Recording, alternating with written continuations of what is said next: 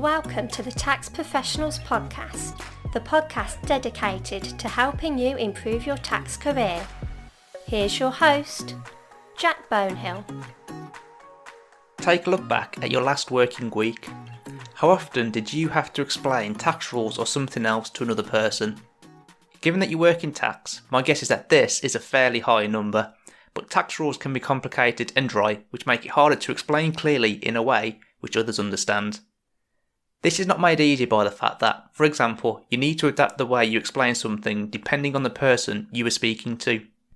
Explaining tax rules and concepts clearly is a skill which needs to be acquired and developed over time to get right, and it's something we can always get better at. You may be naturally decent at this, but you'll always be able to improve. I was lucky enough to get a bit of a head start on explaining complicated thoughts from my maths degree. A big part of that was explaining complicated concepts and simplifying them down. That's right, I didn't just multiply big numbers together for 3 years. The skills I learnt from my degree put me in good stead for explaining complicated tax rules. I've still learnt a lot more through my experience of working in tax, and I'm sure I'll continue to learn lots more about this too.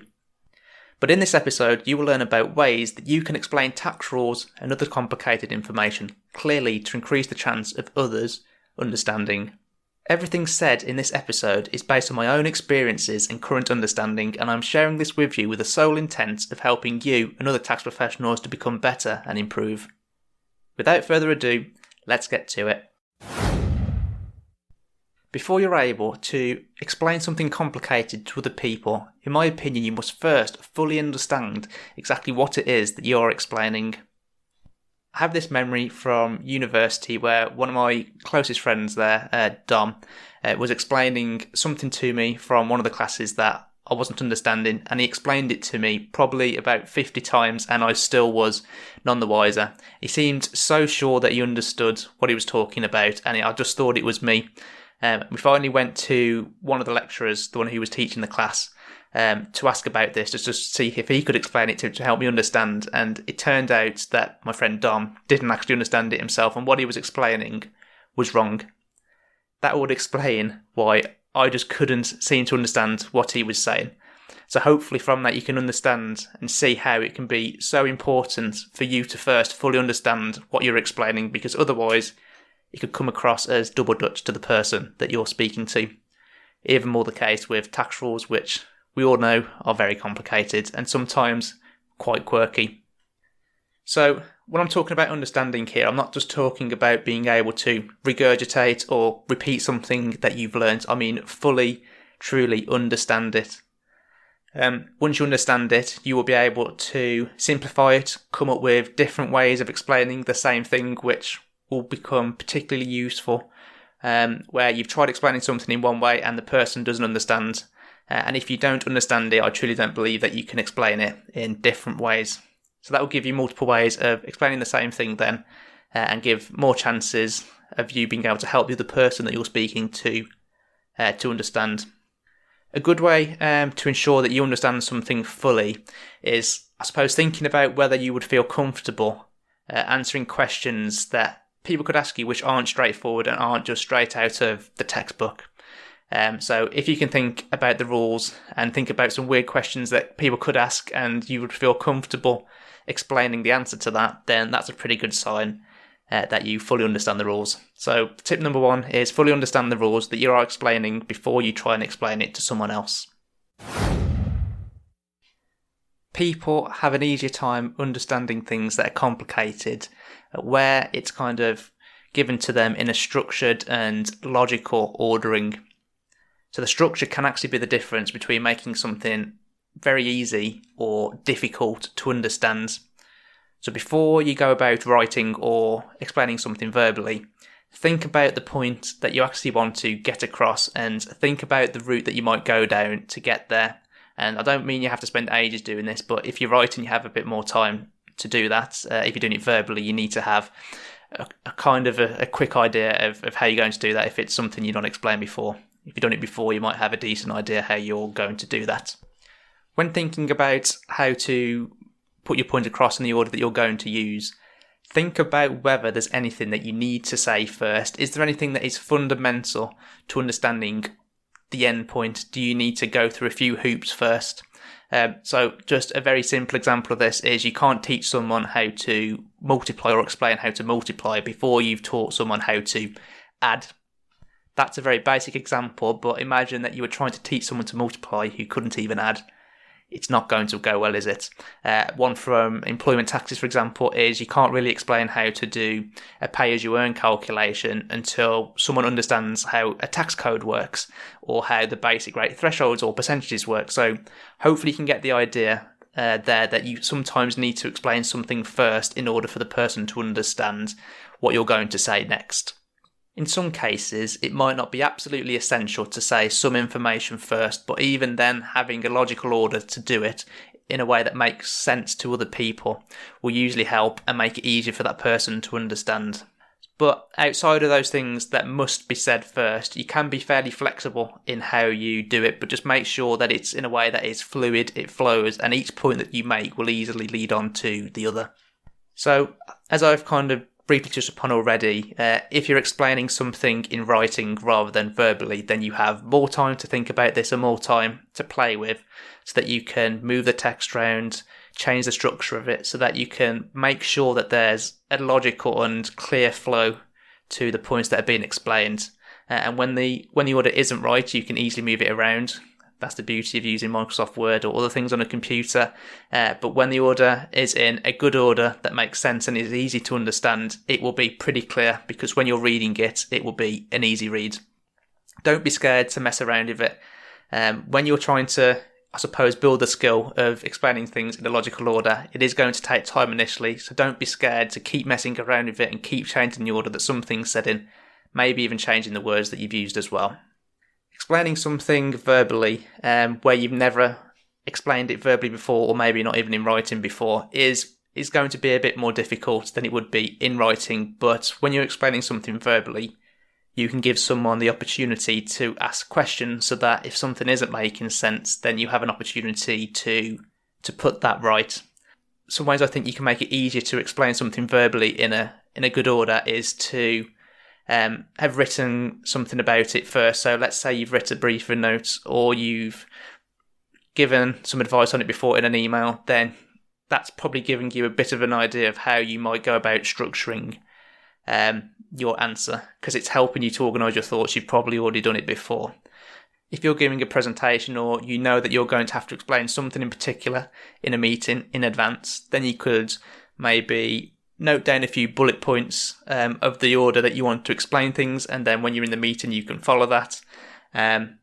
So as I say, overall it is a bit harder when you're doing things verbally, but there are ways that you can help to make it easier and have a good structure still, and that's by maybe writing about it first, bullet pointing the points that you want to make in a good order beforehand if you have the chance, and also giving people the chance to ask you questions, asking them whether they understand, asking them whether it makes sense, asking whether they need anything explaining again.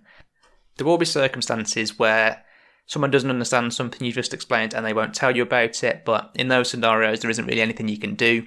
All you can do is try and create an environment where they feel like they can point out or ask questions. That's all you can do really in that situation. This is one of the, I suppose, harder tips from this episode because it's almost impossible to get it right every single time. There's no set formula for it, but you've got to tailor your explanations to the audience that you're speaking to.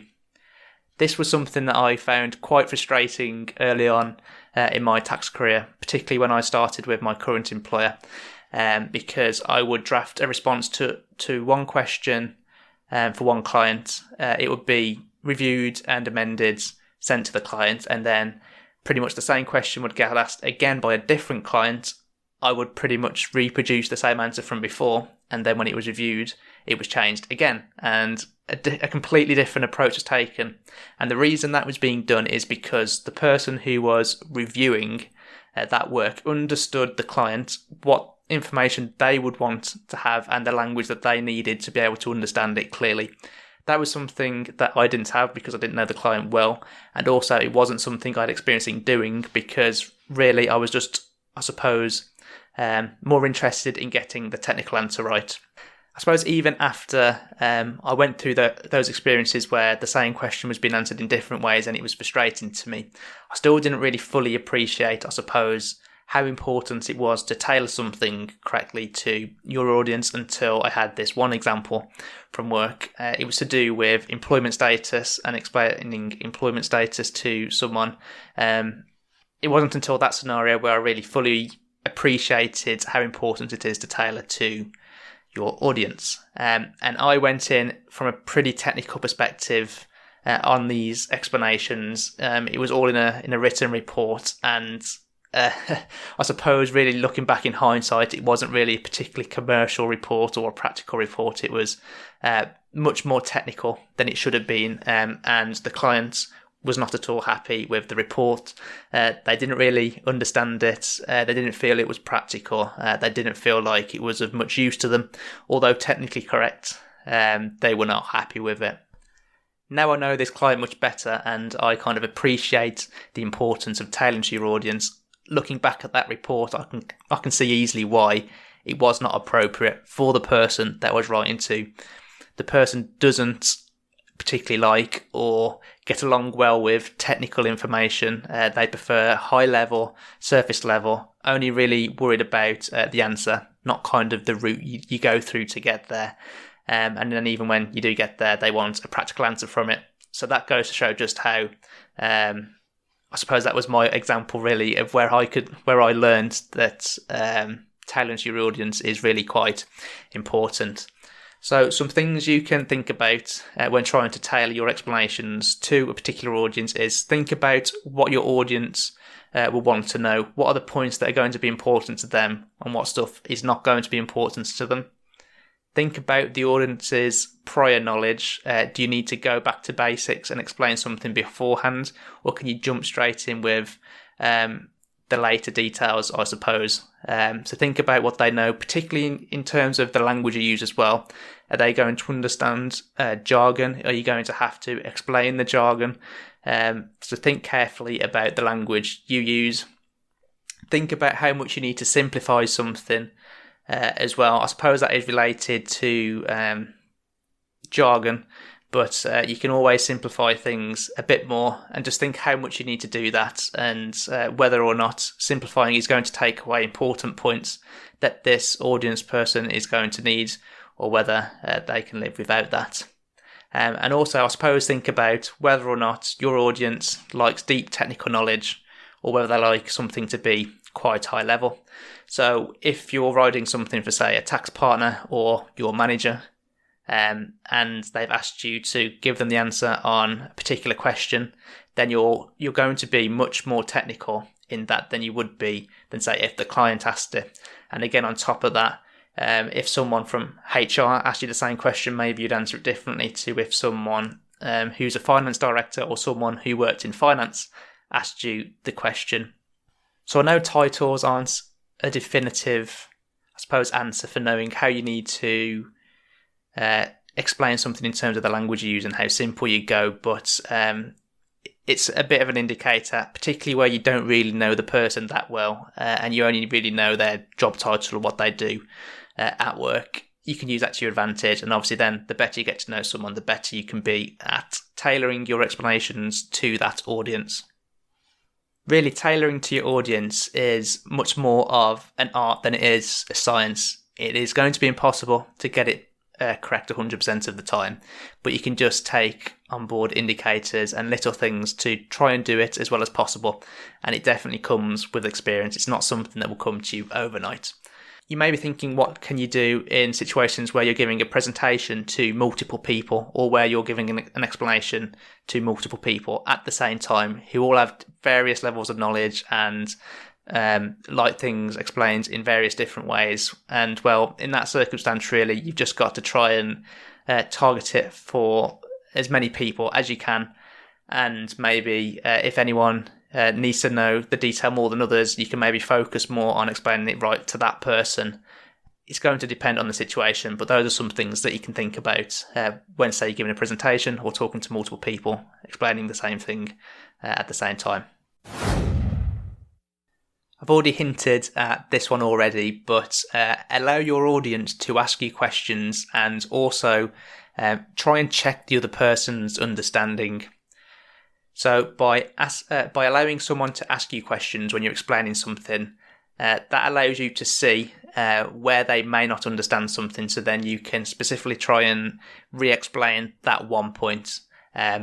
Obviously, you're reliant on the person asking those questions and that you know where they don't understand, but where they do it, it's very valuable and it will make your life much easier when trying to help someone to understand a complicated tax concept.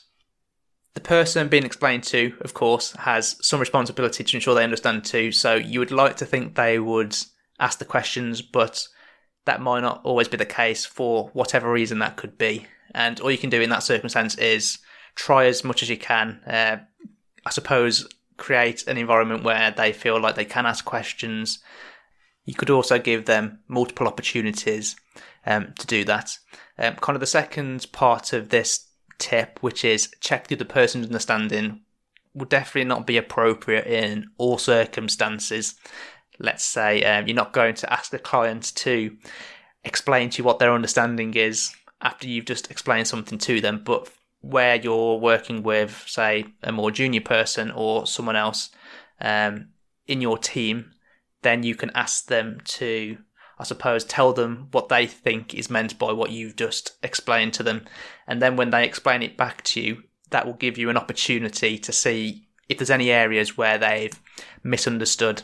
So this could come in handy at times. I do this quite a lot when it comes to delegating rather than explaining a complicated tax point, because I know when it comes to delegating sometimes I can probably come across as confusing because I keep adding extra points in towards the end, but it equally applies to explaining complicated tax rules, particularly where a colleague definitely needs to understand them before they go on to do a piece of work. So ask them to, I suppose, explain then what their understanding is. That gives you the opportunity to find out where there's any misunderstandings and then correct those for them. Just before we jump on to the next section, if you're finding this episode useful or have been finding other episodes of the podcast useful, then to support the podcast, I would really appreciate it if you could please let one other person know within the next week about the podcast and a particular episode that you think they would find interesting and beneficial to help improve their tax career.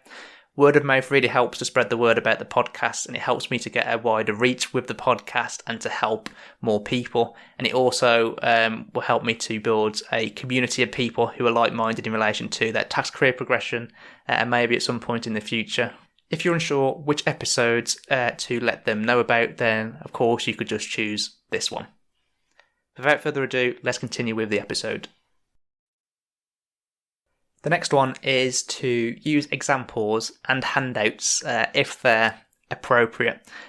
Examples are really good because it puts things into context, it gives background, and it allows people to see how something might actually work in reality rather than just in theory. So quite early on in my tax career, probably within the first 2 years, we had one client where a meeting was set up and the sole intention was to explain the difference between two sets of rules. For those of you that work in employment tax, that was the managed service company rules and the IR35 rules, both of which basically apply to situations where individuals provide services to limited companies. And so to get us ahead and ready for that meeting, what I decided to do was create a briefing document that first off explains the rules and the theory behind it to the extent that the client needed to know that. And then afterwards, I set out a bunch of different examples and scenarios to help further exemplify and explain those rules to the client, give them that colour, give them the context, let them see how it would actually play out in reality. And so then in relation to each example and each scenario, which I suppose this was an unusual thing to do with a client, but it worked so well in this circumstance, was I read out the scenario and I asked them what they thought. The answer was before I told them, basically so they could use the rules that I'd explained to them previously to come to the answer themselves, because they really did need to know how these rules worked for their job. So I was really trying to help them understand this fully. I suppose the examples did two things here. They gave the client the opportunity to see how these rules could work in reality, but they also gave us a chance to see whether or not they fully understood them, because when they gave us the answer to the scenario and they had to tell us why they thought that was the case, if they got it wrong, we could explain what the right answer is and why. So it was almost immediate feedback for them. And as I say, although this was unusual to do with a client, the feedback that we got from this was very good. The client found it a really, really useful session, and I got some great feedback from my manager as well at the time. So that was a win-win scenario. So use examples and handouts if they are appropriate. They do have their own time and place. It won't be appropriate to use them all the time.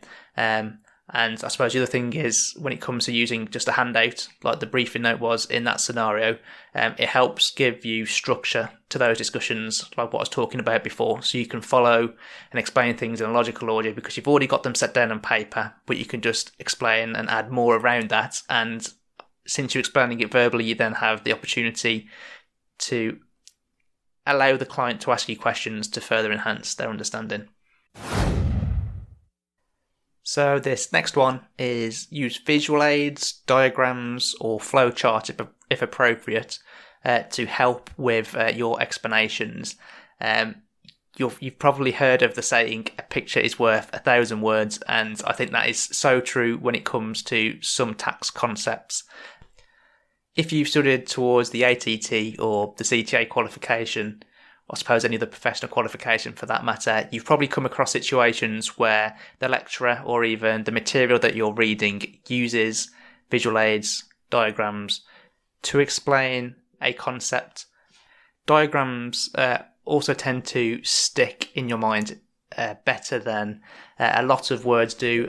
From studying the ATT, one example that really stood out, and I even still remember now in my mind, is where to basically explain how the income tax calculation works, where there's lots of different forms of income, non-savings, savings, dividends. You probably know this if you've done the ATT, but this jug diagram that my lecturer used at the time, where basically the measurements on the jug were the different bands for the different tax rates, and showing how it kind of fitted together when there's different forms of income really stood out in my mind, and I still remember it to this day.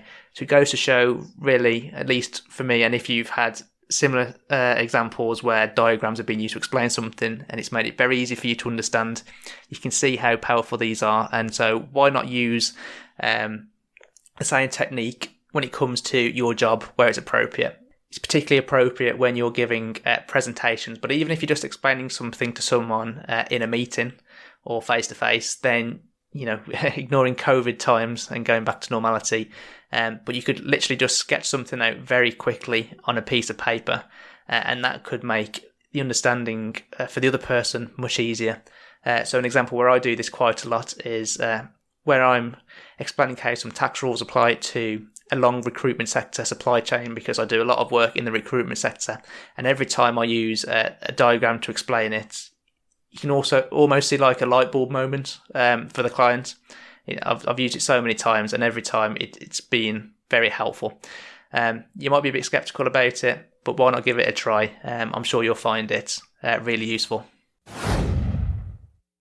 So this is less of a tip, but more of encouragement, I suppose, is just know that explaining complicated thoughts and concepts does get easier with practice. So just continue to make a conscious effort to try and become better at explaining things. Apply some of the tips from this podcast. Try things, experiment. If you do that, I have no doubt that over time you will find it much easier to explain things that are complicated, particularly to people who don't want things explained to them in a complicated way. I can vouch for that because I've become so much better over the past 5 years at doing this. I suppose I'm uncomparable to what I was like at the start now. So give yourself time, allow the skill to mature, get as much feedback as you can from your colleagues. That's very easy when it comes to written pieces of work, but also try and do it when you're giving verbal explanations as well, particularly presentations. That's a good example to ask for feedback. And really just find out what works for you. So what I've said in this video really are all things that I've found useful, and they've been useful for me in different times and different scenarios. So give them a go. You might find them useful, you might not, but experiment, find out what works for you, and over time, just know that it does get easier and better with practice. So just in summary then for this episode, my tips for explaining complicated tax rules and concepts clearly to other people is to first fully understand whatever it is that you're explaining to someone else. 2, structure your explanations in a way which makes it easier for others to follow and understand.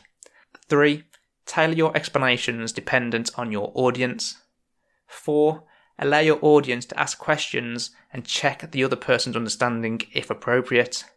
5, use examples and handouts. 6, use visual aids, which could include diagrams, flow charts, or some other form of drawing. And 7, just know that with practice that it does get easier and you will find it simpler to do, but make sure that you're making a conscious effort to improve upon this. Thanks for listening to this episode. If you haven't listened to some of these already, you may find some of the following episodes of the podcast useful. They're related to this episode. They are How to Write Good Quality and Practical Tax Advice, which is episode 10. How to Build and Maintain Strong Tax Knowledge to Excel as a Tax Professional, which is episode 6. And How to Undertake Effective Tax Research, which is episode 1. There'll be a link to all of these episodes and maybe some other similar episodes too in the show notes to this episode, which you can find at thetaxprofessionalspodcast.com/TTPP18. That's thetaxprofessionalspodcast.com/TTPP18, and TTPP18 just stands for the Tax Professionals Podcast episode 18. As mentioned earlier, if you found this episode or been finding other episodes of the podcast in general helpful, to support the podcast, could you please let one other person know in the next week about the podcast and a particular episode that you think would be beneficial to them and their tax career in particular? And if you can't think of any particular episodes, you can just use this one.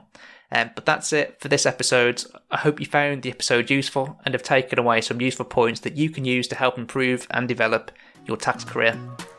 Until next time.